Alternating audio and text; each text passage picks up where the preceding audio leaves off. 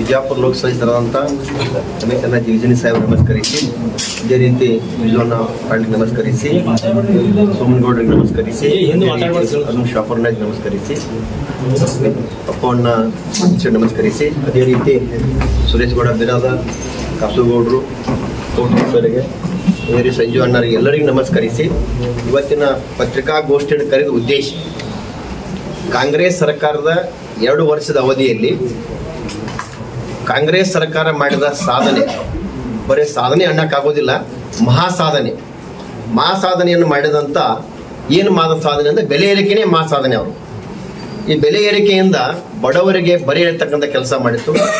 ಅದೇ ರೀತಿ SC ST ಅನುದಾನವನ್ನು ದುರ್ಬಳಕೆ ಮಾಡತಕ್ಕಂಥ ಇರ್ಬೋದು, ರೈತರಿಗೆ ಉಪಯೋಗಿ ಯೋಜನೆಗಳು, ಕೃಷಿ ಉಪಯೋಗಿ ಯೋಜನೆಗಳನ್ನು ಬಂದ್ ಮಾಡುವ ಮೂಲಕ ರೈತರಿಗೆ ಕೂಡ ಅನ್ಯಾಯ ಮಾಡಿದೆ. ಅಲ್ಪಸಂಖ್ಯಾತರಿಗೆ ಕಾನೂನು ಇಲ್ಲದೆ 4% ಗುತ್ತಿಗೆಯಲ್ಲಿ ಮೀಸಲಾತಿ ಕೊಡು. ಆದ್ರೆ ಇವತ್ತು ಕಾಂಗ್ರೆಸ್ ಸರ್ಕಾರಕ್ಕೆ ಏನಾಗಿದೆ ಅಂದ್ರೆ ಇಡೀ ರಾಜ್ಯ ಜನ ಕಾಂಗ್ರೆಸ್ ಸರ್ಕಾರ ಬಿಟ್ಟು ದೂರ ಬಂದ್ಬಿಟ್ಟಾರೆ. ಅವರ ದುರಾಡಳಿತ, ಅವರ ಬೆಲೆ ಏರಿಕೆ, ಅವರ ಕಾರ್ಯವೈಖರಿ ಕಂಡ ಇಡೀ ರಾಜ್ಯ ಜನ ಕಾಂಗ್ರೆಸ್ ಅನ್ನು ಬಿಟ್ಬಿಟ್ಟಾರ.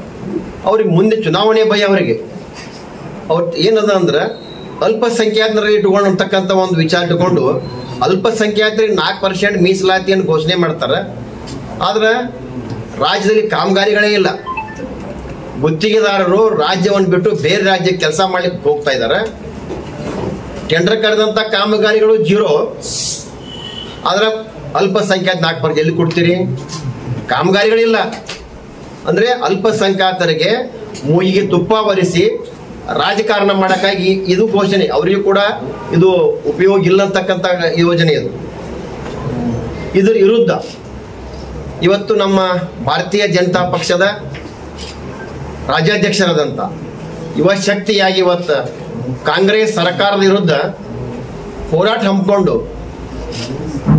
ಇವತ್ತು ಶಿವಾಜಿ ಸರ್ಕಲ್ನಲ್ಲಿ ಜನರನ್ನು ಜಮಾಯಿಸಿ ಮಹಾತ್ಮ ಗಾಂಧಿ ಸರ್ಕಲ್, ಬಸವೇಶ್ವರ ಸರ್ಕಲ್, ಸಂತ ಕನಕದಾಸ್ ಸರ್ಕಲ್, ಮುಂದೆ ಅಂಬೇಡ್ಕರ್ ಸರ್ಕಲ್, ಮುಂದೆ ದರ್ಬಾರ್ ಮೈದಾನದಲ್ಲಿ ಸಮಾವೇಶವನ್ನ ಒಂದು ಆಯೋಜನೆ ಮಾಡಿದ್ವಿ. ವಿಚಿತ್ರ ಕಾಂಗ್ರೆಸ್ ಸರ್ಕಾರದ ನಡೆ ನಾವು ಭಾರತೀಯ ಜನತಾ ಪಕ್ಷ ರಾಜ್ಯಾಧ್ಯಕ್ಷರು, ರಾಜ್ಯ ತಂಡ ಇವತ್ತು ಹೋರಾಟವನ್ನು ಹಮ್ಮಿಕೊಂಡ್ರೆ ಅವರು ಕೂಡ ಹೋರಾಟ ಮಾಡ್ತಾರೆ. ಕೇಂದ್ರ ಸರ್ಕಾರ ಅಂದ್ರೆ ಕೇಂದ್ರ ಸರ್ಕಾರದಲ್ಲಿ ಸಿದ್ದರಾಮಯ್ಯ ಅವರು ಮುಖ್ಯಮಂತ್ರಿ ಕೇಳ್ತಾರ, ಕೇಂದ್ರ ಸರ್ಕಾರದಲ್ಲಿ ಬೆಲೆ ಏರಿಕೆ ಆಗಿಲ್ವಾ ಅಂತಕ್ಕಂಥ ಪ್ರಶ್ನೆ, ಕೇಂದ್ರ ಸರ್ಕಾರ ಸಾಲ ಮಾಡಿಲ್ವಾ ಅಂತಕ್ಕಂಥ ಪ್ರಶ್ನೆಯನ್ನು ಕೇಳ್ತಾರೆ. ಆದ್ರೆ ಮುಖ್ಯಮಂತ್ರಿಗೆ ನಾ ಕೇಳಕ್ಕೆ ಇಚ್ಛೆ ಪಡ್ತೀನಿ, ಸಾಲ ಕೇಂದ್ರ ಸರ್ಕಾರದಲ್ಲಿ ಮಾಡಿರ್ಬೋದು, ಬೆಲೆ ಏರಿಕೆ ನಿಮ್ಮ ಹಾಗೆ ಉಸಿರಾಡುವ ಗಾಳಿಯನ್ನು ಬಿಟ್ಟು ಎಲ್ಲ ವಸ್ತುಗಳ ಮೇಲೆ ಏರಿಸಿಲ್ಲ. ಸಾಲ ಮಾಡಿರ್ಬೋದು, ಆ ಸಾಲ ಮಾಡಿ ಇನ್ವೆಸ್ಟ್ಮೆಂಟ್ ಮಾಡ್ತಾ ಇದ್ದಾರೆ. ದೇಶದ ಇನ್ಫ್ರಾಸ್ಟ್ರಕ್ಚರ್ ಡೆವಲಪ್ ಆಗ್ತಾ ಇದೆ. ಎಲ್ಲ ರಂಗದಲ್ಲಿ ಕೂಡ ಭಾರತ ಇವತ್ತು ರೈಲ್ವೆ ಇಲಾಖೆ ತಗೋರಿ, ಏರ್ಪೋರ್ಟ್ ತಗೋರಿ, ರಾಷ್ಟ್ರೀಯ ಹೆದ್ದಾರಿ ತಗೋರಿ, ಇನ್ನೂ ಹಲವಾರು 100 ರಂಗಗಳಲ್ಲಿ ಕೂಡ ಭಾರತ ಸಮೃದ್ಧಿಯನ್ನು ಕಾಣ್ತಾ ಇದೆ. ಇಂಥ ಒಂದು ಸಂದರ್ಭದಲ್ಲಿ ಅವರಿಗೆ ಕೇಳಲಿಕ್ಕೆ ನಿಮ್ಮಲ್ಲಿ ಯಾವ ತರದ ಅವಕಾಶ ಇಲ್ಲ. ಕೇಂದ್ರ ಸರ್ಕಾರ ಕೇಳ್ತಕ್ಕಂಥ ನೈತಿಕತೆ ನಿಮಗಿಲ್ಲ. ಆದರೆ ಇವತ್ತು ನಾ ಕಾಂಗ್ರೆಸ್ ಸರ್ಕಾರ ಸಿದ್ದರಾಮಯ್ಯನವ್ರು ಕೇಳ್ತೀನಿ, ನೀವು ಮಾರವೇಷ ಹಾಕೊಂಡು ರಾಜ್ಯ ತಿರುಗಾಡ್ರಿ, ನಿಮ್ಮ ವೇಷ ಬದಲಾಯಿಸ್ಕೊಂಡು ತಿರುಗಾಡ್ರಿ. ಎಲ್ಲಿ ಜನ ಕೂಡೀಕರನಾಗಿ ಚರ್ಚೆ ಮಾಡ್ತಿರ್ತಾರ ಅವರ ಮಾತುಗಳನ್ನು ಕೇಳ್ರಿ. ಜನ ಆಕ್ರೋಶಗೊಂಡಿದ್ದಾರೆ, ನಿಮಗೆ ಚೀಮಾರಿ ಹಾಕ್ತಾ ಇದ್ದಾರೆ. ಇವತ್ತು ರಾಜ್ಯದಲ್ಲಿ ಯಾರು ನೆಮ್ಮದಿಯಾಗಿದ್ದಾರೆ, ಯಾರು ಆನಂದವಾಗಿದ್ದಾರೆ ಅಂದ್ರೆ ನಮ್ಮ ರಾಜ್ಯದ ಮುಖ್ಯಮಂತ್ರಿಗಳು ಆರಾಮದಾರ. ಅವ್ರನ್ನ ಬಿಟ್ರೆ ಉಪಮುಖ್ಯಮಂತ್ರಿಗಳು ಆರಾಮದಾರ, ಅವ್ರನ್ನ ಬಿಟ್ರೆ ಮಂತ್ರಿಗಳು ಆರಾಮದಾರ. ಆದ್ರೆ ರಾಜ್ಯದ ಕೂಲಿ ಕಾರ್ಮಿಕರು ಆರಾಮದಾರ, ರೈತರು ಆರಾಮದಾರ, ಗುತ್ತಿಗೆದಾರ ಆರಾಮದಾರ, ವ್ಯಾಪಾರಸ್ಥರು ಆರಾಮದಾರ? ಯಾರು ಆರಾಮಿಲ್ಲ. ಹೋಲ್ ಬಿಡ್ರಿ, ಶಾಸಕರೇ ನೆಮ್ಮದಿಯಿಂದ ಇಲ್ಲಿ. ಇವತ್ತು ಅದು ಬಿಜೆಪಿ ಶಾಸಕರನ್ನ ಬಿಡ್ರಿ, ನೀವು ನಿಮ್ಮ ಕಾಂಗ್ರೆಸ್ ಶಾಸಕರನ್ನ ಕೇಳ್ರಿ. ಇವತ್ತು ಎಲ್ಲ ಮತಕ್ಷೇತ್ರ ಶಾಸಕರಿಗೆ ಜನ ಚೀಮಾರಿ ಹಾಕಾಗತ್ತಾರ. ಇಂಥ ಒಂದು ಪರಿಸ್ಥಿತಿಯಲ್ಲಿ ಕಾಂಗ್ರೆಸ್ ಶಾಸಕರ ಪರಿಸ್ಥಿತಿ ನೆಮ್ಮದಿಯಿಂದಿಲ್ಲ.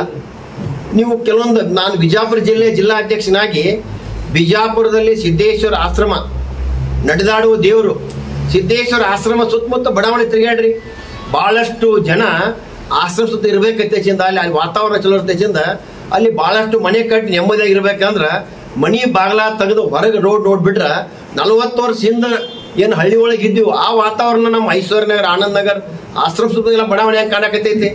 ಆ ಶಾಸಕರನ್ನ ಚೀಮಾರಿ ಹಾಕತ್ತಾರ. ಇಂಥ ಒಂದು ಪರಿಸ್ಥಿತಿಯಲ್ಲಿ ಕಾಂಗ್ರೆಸ್ ಪರಿಸ್ಥಿತಿ ಹಿಂಗದ. ನಾನು ಹೆಚ್ಚಿಗೆ ಮಾತನಾಡದೆ ಇವತ್ತು ನಮ್ಮ ರಾಜ್ಯಾಧ್ಯಕ್ಷರಾದಂಥ BY ವಿಜೇಂದ್ರನವರು ರಾಜ್ಯದ ತಂಡ ಇವತ್ತು ಬಿಜಾಪುರಕ್ಕೆ ಬರ್ತಾ ಇದೆ. ಎಲ್ಲ ಮಾಧ್ಯಮದವರಲ್ಲಿ ನನ್ನ ಮನವಿ ಏನಂದ್ರೆ, ಇದು ಜನರ ಆಕ್ರೋಶ ಏನದ, ಜನ ಅಲ್ಲಿ ಕೂತಲ್ಲಿ ನಿಂತಲ್ಲಿ ಮಾತನಾಡ್ತಕ್ಕಂಥ ಆಕ್ರೋಶಗಳನ್ನು ಸರ್ಕಾರಕ್ಕೆ ಮುಟ್ಟಿಸಬೇಕು ಅಂತಕ್ಕಂಥ ಒಂದು ಉದ್ದೇಶ ಇಟ್ಕೊಂಡು ಇವತ್ತು ನಮ್ಮ ರಾಜ್ಯಾಧ್ಯಕ್ಷರು, ರಾಜ್ಯ ತಂಡ, ಬಿಜಾಪುರದ ಎಲ್ಲ 8 ಕ್ಷೇತ್ರದ ನಾಯಕರು, ನಮ್ಮ ಲೋಕಸಭಾ ಸದಸ್ಯರು ಒಳಗೊಂಡಂತೆ ಇವತ್ತು ಬಿಜಾಪುರದಲ್ಲಿ ನಾವು ಹೋರಾಟವನ್ನು ಹಮ್ಮಿಕೊಂಡಿದ್ದೀವಿ. ಆ ಹೋರಾಟದ ಯಶಸ್ವಿಗೆ ಇವತ್ತು ಮಾಧ್ಯಮ ಕೂಡ ಆ ಜನರ ಕಷ್ಟದಲ್ಲಿ ಭಾಗವಹಿಸಲು ಪ್ರತಿ ಜಿಲ್ಲೆಯ ಪ್ರತಿಯೊಬ್ಬ ವ್ಯಕ್ತಿಗೂ ಕೂಡ ಈ ಸಂದೇಶ ಹೋಗಿ ನಾವು ಮಾಡ್ತಕ್ಕಂಥ ಹೋರಾಟ ಯಶಸ್ವಿಯಾಗಿ ಮಾಡಲಿಕ್ಕೆ ತಾವು ಸಹಕಾರ ಮಾಡಬೇಕು ಅಂತಕ್ಕಂಥ ಮನವಿಯನ್ನು ಮಾಡಿ ನನ್ನ ಮಾತನ್ನು ಮುಗಿಸ್ತಾ ಇದ್ದೀನಿ.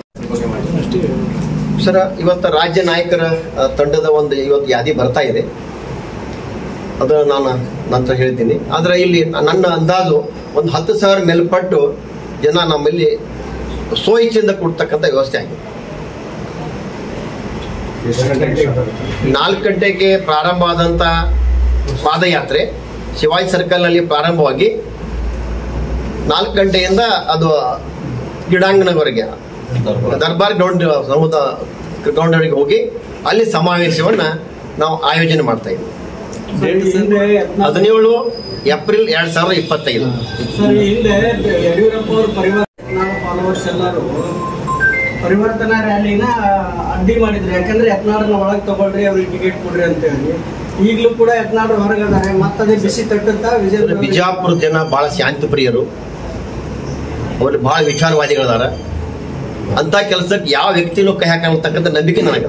ಹಿಂದೆ ಒಂದು ಉದಾಹರಣೆ ಇತ್ತು ಸರ್, ಅದು ಬೇರೆ ಜಿಲ್ಲೆಯಲ್ಲಿ ಆಗಿರ್ಬೋದು, ನಾ ಬಿಜಾಪುರ ಜಿಲ್ಲೆ ಜನ ಆ ರೀತಿ ಮಾಡ್ಲಿಕ್ಕೆ ನಂಬಿಕೆ ನಮ್ಗೆ. ಪರಿವರ್ತನಾ ರ್ಯಾಲಿ ನಡೆದಲ್ಲೆಲ್ಲ ಯತ್ನಾಳ್ ಫಾಲೋವರ್ಸ್ ಎಲ್ಲ ಇದನ್ನ ಮಾಡಿದ್ರು, ಪ್ರತಿರೋಧ ಒಡ್ಡಿದ್ರು. ಅದ್ರ ಬಿಸಿ ಈ ಒಂದು ರ್ಯಾಲಿಗೆ ಜನಾಕ್ರೋಶ ಕಟ್ಟುತ್ತ ಅಂತ ಅವ್ರಿಗೆಲ್ಲರಿಗೂ ಕೂಡ ನಾನು ಮನವಿ ಮಾಡ್ತೀನಿ. ಒಬ್ಬ ಮಾಡ್ತಕ್ಕಂಥ ಒಂದು ತಪ್ಪು ಬಿಜಾಪುರ ಜಿಲ್ಲೆಯ ಮಾನ ಮರ್ಯಾದೆ ಹಾಳಬಾರದ ತೆಗೆಸಿದ ಅಂತ ವ್ಯಕ್ತಿಗಳಿಗೆ ನಾನು ತಮ್ಮ ಮೂಲಕ ಮನವಿ ಮಾಡ್ತೀನಿ. ಅಂತ ಯಾವ ಕೆಲಸದಲ್ಲಿ ಕೂಡ ಭಾಗಿಯಾಗಬಾರದು ನಾವು ಜಿಲ್ಲಾಧ್ಯಕ್ಷನಾಗಿ ಮನವಿ ಮಾಡ್ತೀನಿ.